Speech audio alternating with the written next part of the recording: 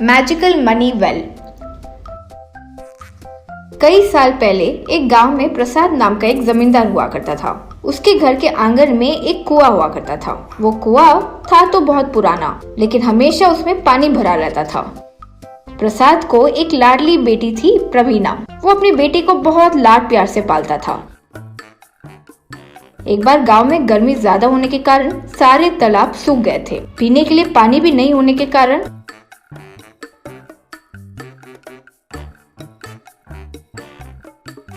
गांव वाले सब जमींदार के पास आकर, श्रीमान, गांव के सारे तालाब और झील सब सूख गए हैं, पीने के लिए तक पानी नहीं है। यूं अपनी दुविधा के बारे में कह रहे थे।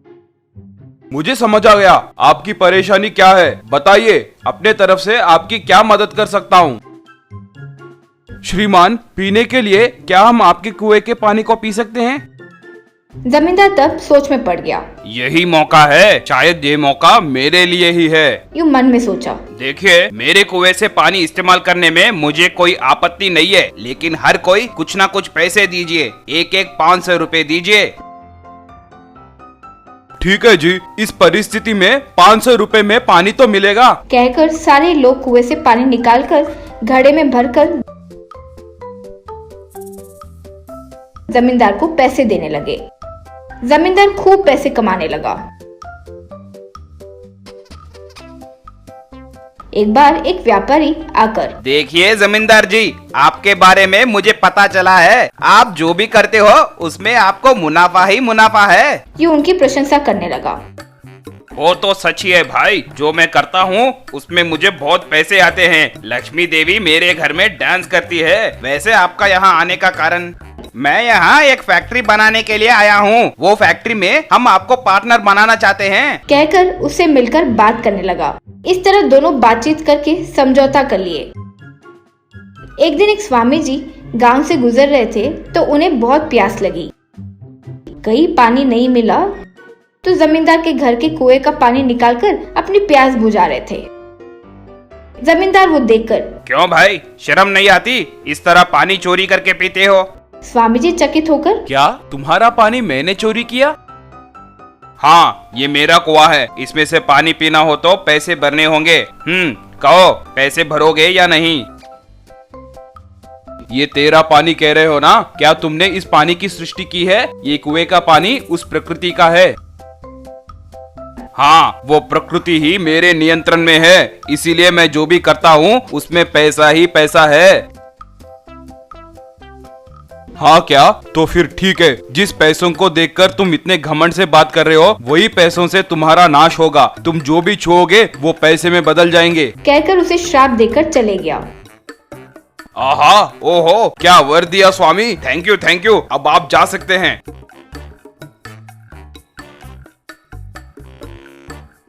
अगले दिन जमींदार कुएं से पानी निकालने के लिए कुएं को छूते ही वो कुआं पैसों के कुएं में बदल गया। वाओ, पैसों का कुआं, ये सपना है या सच? मेरे जीवन में अब मैं कितना कमाऊंगा उसका तो हिसाब ही नहीं होगा। शायद पूरी दुनिया में मैं ही सबसे अमीर बनूंगा। सोचकर अपने घर को छुआ। घर भी एकदम से पैसों का घर में बदल गया। पेड़ को छुआ तो पेड़ भी मनी ट्री में बदल गया।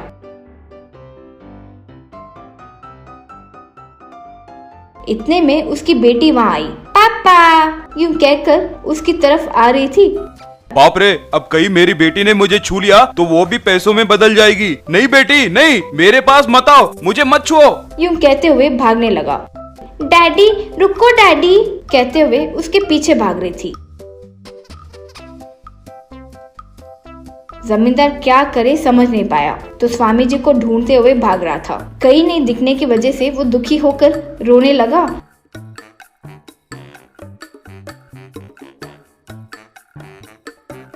तो एक जगह पर आगे उसे एक पेड़ नजर आया। वो पेड़ के नीचे स्वामी जी तपस्या कर रहे थे। तो स्वामी जी के पास जाकर जमींदार, स्वामी जी, मुझे माफ कीजिए, मेरे किए गए अपराध के लिए मुझे क्षमा कीजिए। यूं निवेदन किया। अब से कम अच्छे से रहो, कहकर आशीर्वाद दिए तो फिर से कुआं मामूली कुएं में बदल गया। घर मामूली घर में बदल गया। इतने में बेटी प्रवीणा आकर पिता को गले से लगा ली। बेटे को कुछ नहीं हुआ ये देखकर जमींदार बहुत खुश हुआ। तब से गांव वालों को कुएं का पानी मुफ्त में देने लगा।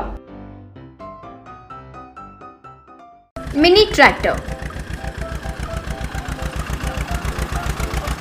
कई साल पहले एक गांव में राधे नाम का एक गरीब किसान हुआ करता था। उसके पास एक छोटा सा खेत था। रोज सुबह अपने 2 भैंस के साथ खेत में हल चलाया करता था।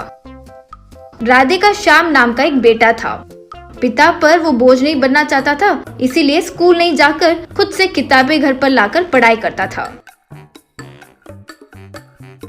एक बार खेत में हल चला रहा था तो एक सांप आकर उस भैंस को डस कर चली गई। बस वो भैंस वहीं के वहीं मर गई।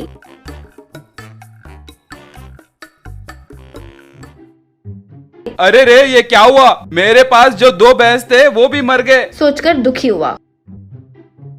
उस दिन राधे अच्छे से सोचकर, अब खोए हुए भैंस को तो मैं वापस नहीं ला सकता। अब से मुझे ट्रैक्टर पर ही खेती करना होगा। सोचकर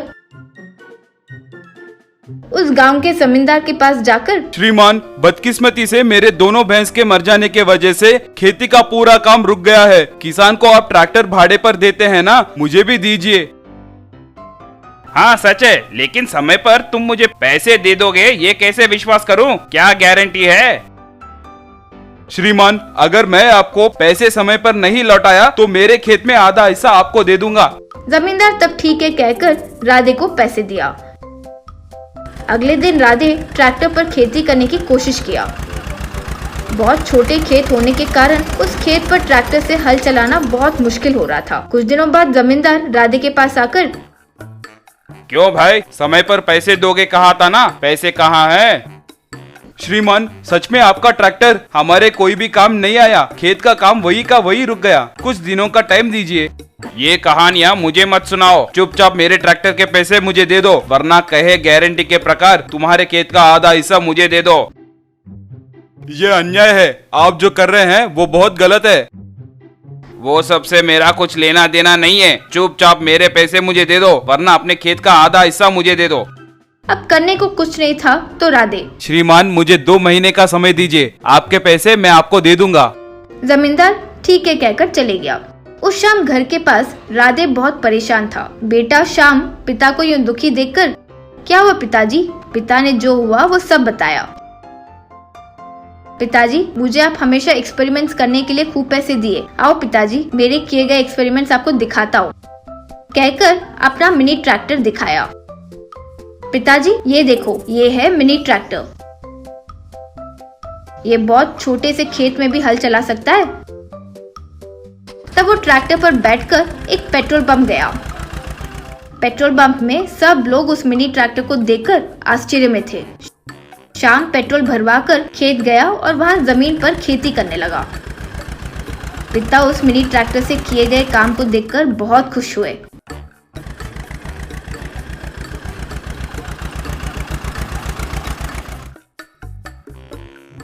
देखा पिताजी, हमारा मिनी ट्रैक्टर, अब से आपको किसी के आगे सर झुकाकर काम करने की जरूरत नहीं है।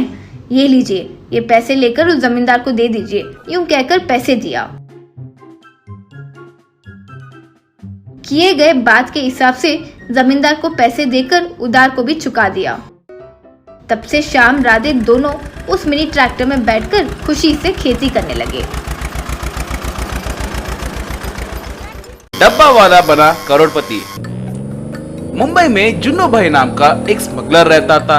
वो डायमंड स्मगलिंग करता था। एक दिन उसे पकड़ने के लिए सारे पुलिस मीटिंग लगाए। ऑफिसर, ये जुन्नू भाई हमारे एरिया में बहुत बड़ा स्मगलर है। वो डायमंड्स और कीमती पत्थर स्मगलिंग कर रहा है कहकर हमारे पास इंफॉर्मेशन है, मगर उसे पकड़ने के लिए हमारे पास कोई सबूत नहीं है। उसे हमें रंगीन हाथों पकड़ना होगा, इसलिए आप लोग उसके ऊपर निगरानी रखिए। 4 टीम्स में बंटकर उसकी निगरानी रखनी पड़ेगी। वो जब मिले तब उसे सराखों के पीछे डालना होगा। यस सर कहकर 4 टीम्स में बंटकर चले गए। उनमें से एक पुलिस चोरी छुपे थोड़ी दूर आकर जुन्नू भाई को फोन करके, जुन्नू भाई तुम्हें किसी भी तरह पकड़ने के लिए हमारे पुलिस तैयार बैठे हैं। अगर उनके हाथ लग गए तो तुम्हारी खिचड़ी बना देंगे, इसलिए संभल के रहना। और हमारे हिस्से साहब तुम्हें मारकर तुम्हारे सारे स्मगलिंग के पैसों को हड़प लेने की सोच रहे हैं। तुम्हारे पुलिस वाले मुझे बहुत प्यार करते हैं रे। वैसे देश में इतने सारे क्रिमिनल्स है ना, फिर भी मेरे पीछे ही क्यों पड़े हो? ठीक है कुछ भी कर लो, मगर मुझे पकड़ना तुम्हारी बस की बात नहीं है। मेरे स्मार्ट ब्रेन से बनाए प्लान से तुम मुझे नहीं पकड़ सकते, मगर इस बार मैं मेरा स्टाइल बदलूंगा, देखो। कहकर एक डब्बे वाले को फोन करके, जुन्नू भाई हेलो डब्बा वाला, हमने एक खिचड़ी सेंटर ओपन किया है। हम यहाँ तरह तरह के खिचड़ियाँ बनाते हैं। इस शहर में हमारे खिचड़ी को खाने वाले बहुत लोग हैं। तुम हर दिन आकर यहाँ से डब्बे ले जाकर उन्हें डिलीवरी करना होगा। तुम्हारे पैसे मैं तुम्हें फूलों में रख कर दूंगा। ठीक है भाई ठीक है, मुझे कहाँ आना है? जुन्नू भाई एड्रेस बताया। डब्बा वाला जुन्नू भाई के बताई जगह पर आया। जुन्नू भाई हर दिन एक खिचड़ी डब्बे का पार्सल बनाकर उसमें डायमंड्स छुपाकर किसे पहुंचाना है उनका एड्रेस देता था। उसे लेकर वो डब्बा वाला हर दिन उन्हें वो डब्बा पहुंचाता था अपने असिस्टेंट से। जुन्नू भाई, अरे ये डब्बा वाले की मदद से हम स्मगलिंग खुशी खुशी कर पा रहे हैं, कोई तकलीफ नहीं है। अगर ऐसे ही साल पूरा टारगेट खत्म किए तो हमें 100 करोड़ का लाभ मिलेगा। उतना ही नहीं, तुम्हें बोलना तो भूल ही गया, इस बार हमें बहुत बड़ा पैकेट डिलीवर करना होगा। वो डब्बे वाले को बुलाओ जल्दी। असिस्टेंट डब्बे वाले को फोन करके, अरे ओ डब्बा वाला कहाँ हो? जल्दी जुन्नू भाई खिचड़ी सेंटर के पास आ जाओ। आज बहुत बड़ा ऑर्डर है, छोटे छोटे डब्बे नहीं, आज बहुत बड़ा डब्बे से कैरेज को डिलीवर करना होगा। अगर ऐसे तुम अच्छे से डिलीवर करोगे तो तुम्हारी जिंदगी बदल जाएगी। ठीक है भाई अभी आ रहा हूँ कहकर जुन्नू के पास आया।